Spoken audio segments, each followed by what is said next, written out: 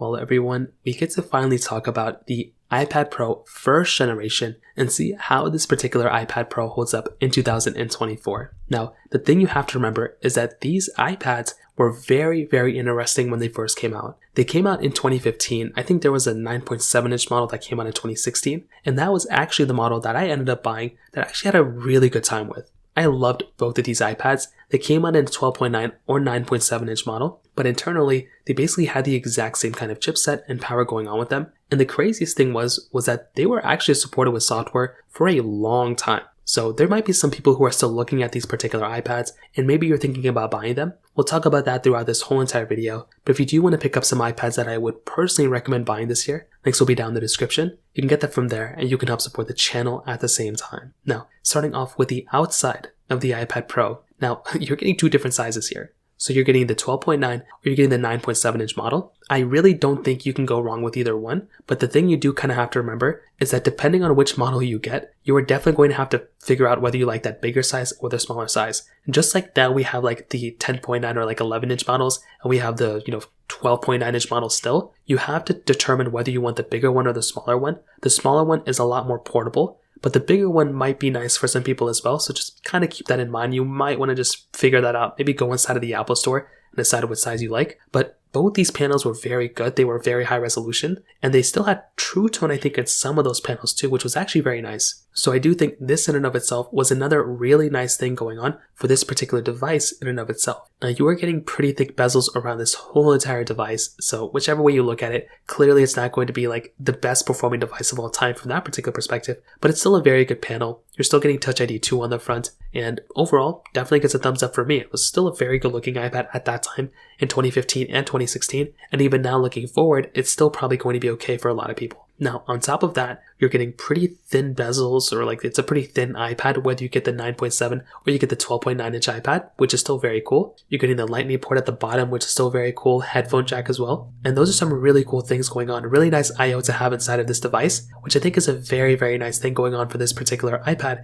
in and of itself. Again, it's not perfect, but still, no USB-C, but it's still fine with Lightning. On the back side, you're getting your aluminum, back, Apple logo right in the center. And overall still looks very, very good as well. You're also getting that single camera setup in the top left corner as well, which I think is another really cool thing going on for this iPad. Like, still performance is very good for that type of camera. We'll get into that in a second. And I still think like it's a very good, so I do think from that particular side on the exterior, this iPad still holds up fairly well. Again, it's not like a perfect device from, any standpoint, but I do think from the outside, I've had a pretty good time with it. And, that's kind of how the outside of this particular iPad holds up, at least in this current part of 2024. Now, moving on, another big thing I would kind of say with this particular device is the camera. And that's the thing that kind of surprises me about this particular device, is that this particular iPad, for the most part, still had a pretty decent camera for when it first came out and how it's holding up right now. So it's a single 12 megapixel camera on the backside. It's a standard camera. You're getting 4K at 30 on the backside as well. And then you're also getting a 5 megapixel camera on the front. So it's a 1080p sensor on the front.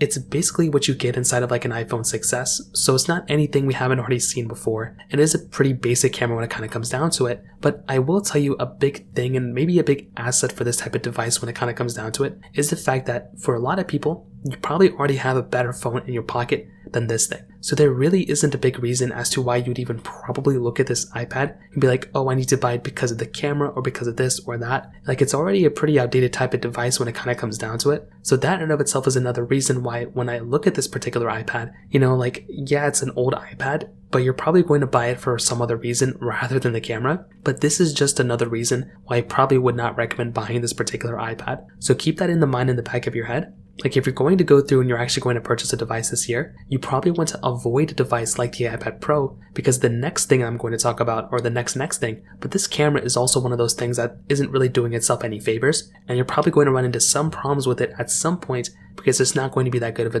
camera. But for how old this camera is, it's really not that bad. But when you compare it against the current competition and your current phone that you have in your pocket, it's probably not going to be doing you any favors there either. So that's kind of how I see this particular camera. But the other thing that's very interesting is the price tag. Like, this iPad doesn't cost as much as it used to cost. This thing has gone down in value a ton. So because of that, some people may end up looking at this particular device, and you may want to, you might consider buying it from that particular perspective because it is significantly cheaper than what it used to cost. But the thing here, and the problem that you might be running into from this particular perspective, is that why would you go and buy this thing when you could buy something else, right? Why buy this when you can buy something like the, iPad Pro 3rd generation, the 2018 model? Of course, that is going to be more expensive, but you're still buying a used iPad for hundreds and hundreds of dollars cheaper than what the current one is. And if you have to spend maybe an extra $200 on that iPad, you're going to be getting a much better iPad on that one than this one any day of the week. So from the price tag standpoint, that's another big thing. But the reason why these iPads, probably this one too, is not really worth buying in really most capacities is because it's already outdated with software. And that is exactly the problem that's going on when you're getting this type of iPad. With this iPad, you have to remember, it's no longer supported with software, and because of that, it just doesn't make any sense to go and buy this type of iPad, like at all, in my opinion. You are much better off purchasing an iPad that is still supported with software,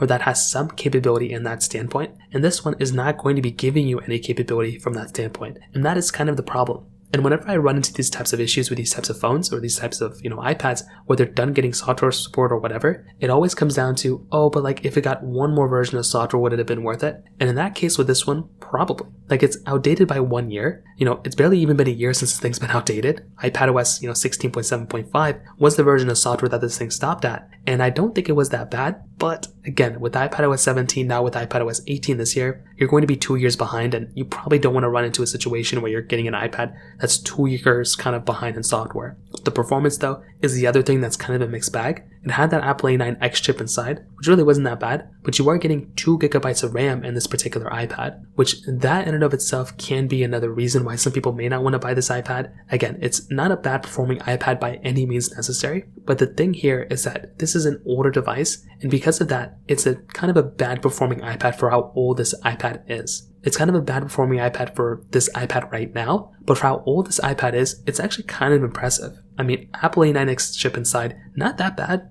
for 2016 standards, but for 2024 standards, it is severely outdated. And again, that is the problem that we're running into. Why buy an iPad that is this old in this day and age when you can buy something that is still relevant, that you can still use and still purchase and still kind of have a good time with, for maybe a little bit more money? Like that's kind of the thing that keeps going back and forth in my head. And with this type of device, it just doesn't really make any sense. So personally, if I can kind of say it, I really don't think this particular, iPad is worth buying in 2024. It really doesn't make any sense at all in my personal opinion. And I do think you're overall better buying an iPad that is still somewhat supported with software, that still kind of has a future ahead of it. This one, it not only does it not really have a future ahead of it, I just don't see why you'd probably want to buy an iPad like this personally. I think there are much better options out there, and you're much better off purchasing one of those types of iPads rather than buying this thing. Again, there's no such thing as a perfect tablet, but this one just really doesn't make any sense to me at all. And like I said, I think you're much better off purchasing one of those older ones, maybe like an iPad Pro 3rd generation or something like that, the 2018 model, rather than buying this particular device when it comes down to it. So from that particular standpoint, that kind of covers it up here if I'm being honest. If you have any other thoughts or questions, please let me know in the comment section below. The like button, that would mean so much, but definitely hit that subscribe button. More importantly than everything else, I love every single one of you guys. Hopefully I'll catch you guys in the next video. Peace out till then.